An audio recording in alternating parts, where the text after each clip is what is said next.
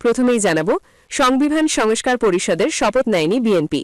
অনুষ্ঠানের শুরুতেই সালাউদ্দিন আহমেদের ঘোষণা, এমপিদের শপথ নেওয়ার মানে নেই বলে মন্তব্য আসিফের। এরপর জানাবো অবশেষে শপথ নিলেন জুলাই পরবর্তী বাংলাদেশের প্রথম সংসদ সদস্যরা।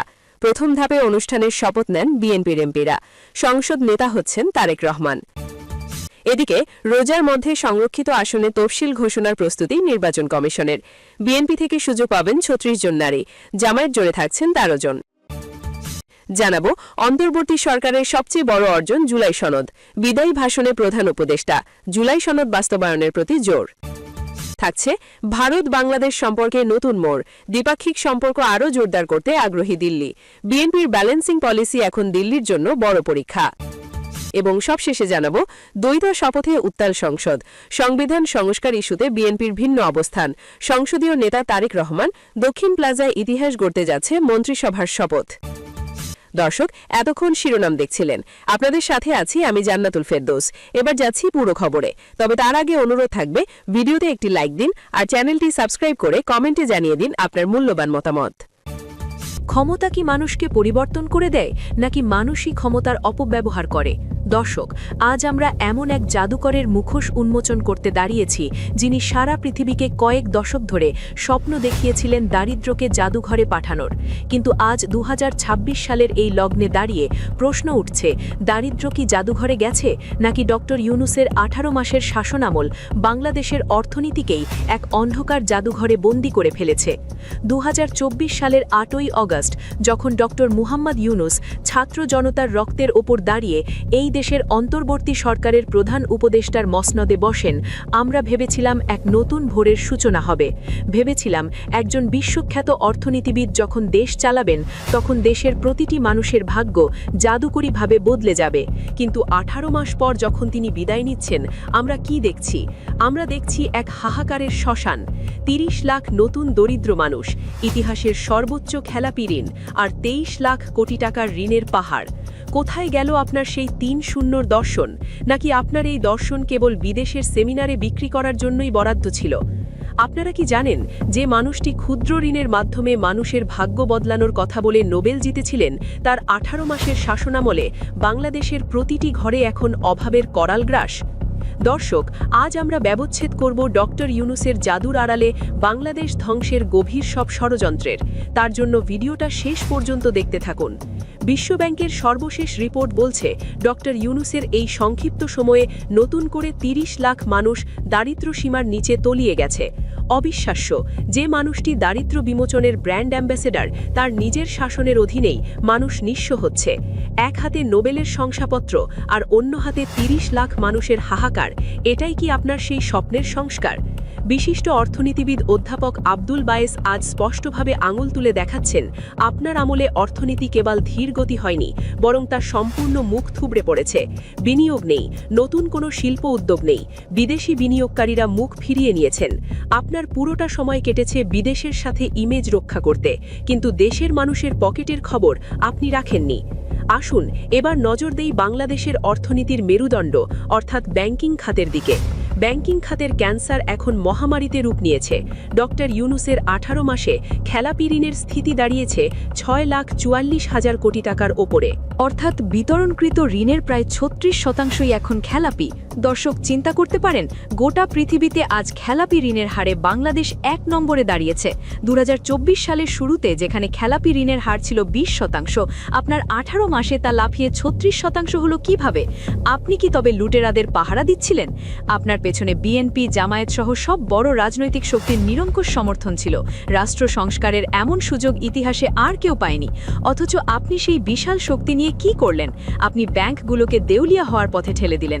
সাধারণ মানুষের আমানত আজ যেখানে ঝুঁকির মুখে, সেখানে আপনার সংস্কারের বুলি কি কেবল উপহাস নয়? দর্শক, এবার তাকান সেই চূড়ান্ত প্রহসনের দিকে, যাকে নির্বাচন নাম দিয়ে ইতিহাসের পাতায় এক কলঙ্কিত অধ্যায় হিসাবে লিখে রাখা হলো। ডক্টর ইউনূস, আপনি তো গণতন্ত্রের কথা বলে মুখে ফেনা তুলেছিলেন, কিন্তু পর্দার আড়ালে আপনি কোন খেলা খেললেন? দেশের সচেতন মানুষ আজ বুঝে গেছে, আপনার এই নির্বাচন ছিল মূলত একটি সেফ এক্সিট বা নিরাপদ প্রস্থানের নিখুঁত নিখুঁত চিত্রনাট্য। একটি বিশেষ রাজনৈতিক পক্ষকে রাষ্ট্রীয় সুযোগ সুবিধা আর ক্ষমতার মসনদে বসিয়ে দেওয়ার যে গোপন আতাত আপনি করেছেন তা কি ধামাচাপা দেওয়া সম্ভব? আপনার প্রশাসন, আপনার নিয়োগকৃত ডিসি, এসপি এবং আপনার অনুগত নির্বাচন কমিশনকে ব্যবহার করে আপনি জনমতের প্রতিফলন ঘটাননি, বরং ফলাফলের কারিগরি করেছেন। যখন একটি পক্ষকে আপনি বিশেষ সুবিধা দিয়ে নির্বাচনের মাঠ থেকে অন্যদের মানসিকভাবে বিতাড়িত করলেন, তখনই তো গণতন্ত্রের কফিনের শেষ পেরেকটি ঠুকে দেওয়া হয়েছিল।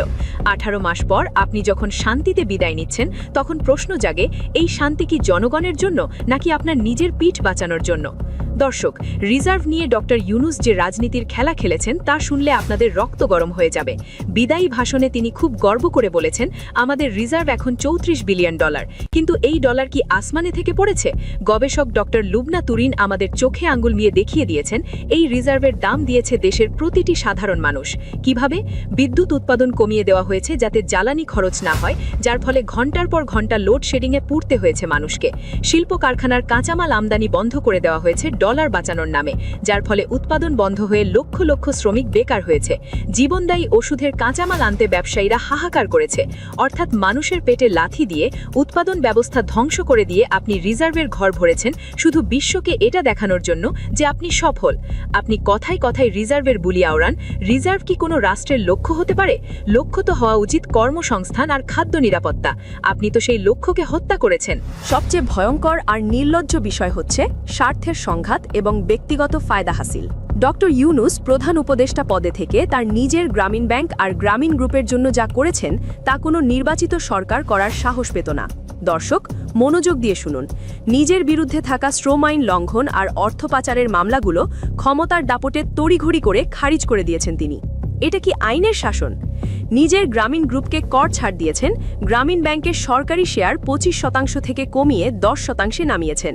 এমনকি ঢাকা শহরে গ্রামীণ ইউনিভার্সিটির অনুমোদন থেকে শুরু করে ডিজিটাল ওয়ালেটের পারমিট সবই হাতিয়ে নিয়েছেন এই 18 মাসের মধ্যে। সাধারণ মানুষের বিচার পেতে যেখানে বছরের পর বছর আদালতের বারান্দায় ঘুরতে হয়, সেখানে প্রধান উপদেষ্টার নিজের মামলাগুলো উধাও হয়ে যায় কয়েকদিনে। একে কি আপনি সুশাসন বলবেন, নাকি নোবেল জয়ীর মোড়কে একচ্ছত্র ক্ষমতার অপব্যবহার? 18 মাসের এই শাসন আমলে আমরা কি সংস্কার দেখলাম? আমরা দেখলাম মব জাস্টিস বা গণবিচারের নামে এক ভয়াবহ অরাজকতা। ডক্টর ইউনূসের নাকের ডগায় দেশের দুটি প্রথম সারির গণমাধ্যম অফিসে আগুন দেওয়া হলো, মব সৃষ্টি করে সাংবাদিকদের হেনস্থা করা হলো। এমনকি তার আমলে ভিন্ন মতের কারণে একাধিক সাংবাদিককে অন্ধকার কারাগারে পাঠানো হলো। তিনি মানবাধিকারের কথা বলেন, কিন্তু তার সময়েই আমরা দেখলাম বিচার বহির্ভূত হত্যাকাণ্ড, মাজার ভাঙা, মন্দির ভাঙা এবং ধর্মের দোহাই দিয়ে মানুষকে পুড়িয়ে মারার বীভৎস উল্লাস। আইন শৃঙ্খলা বাহিনীকে তিনি সরাসরি কোনো দিক নির্দেশনা দিতে ব্যর্থ হয়েছেন। যখন দেশের ইতিহাস, ঐতিহ্য আর ভাস্কর্যগুলো মবের হাতুড়ির আঘাতে গুড়িয়ে যাচ্ছিল, তখন আমাদের শান্তিতে নোবেলজয়ী জাদুকর নিশ্চুপ থেকেছেন। এই নীরবতা কি সম্মতির লক্ষণ ছিল না? তিনি যখন বিদেশে গিয়ে বলেন জিরো কার্বন, তখন দেশের ভেতরে মব সৃষ্টি করে হাজারো মানুষের জীবন তিনি জিরো করে দিয়েছেন। সবশেষে দেখুন তার বিদায়ী উপহার, 23 লাখ কোটি টাকার ঋণের বিশাল পাহাড়। ডক্টর ইউনূস যখন ক্ষমতা ছাড়ছেন, তখন তিনি প্রতিটি বাংলাদেশি শিশুর মাথায় লক্ষাধিক টাকার দেনা চাপিয়ে দিয়ে যাচ্ছেন। অথচ যাওয়ার সময় তার ভাষণে তিনি বলছেন তিনি স্বস্তি পাচ্ছেন। কিসের স্বস্তি ডক্টর ইউনূস? দেশের ব্যক্তিগত বিনিয়োগ 4 দশকের মধ্যে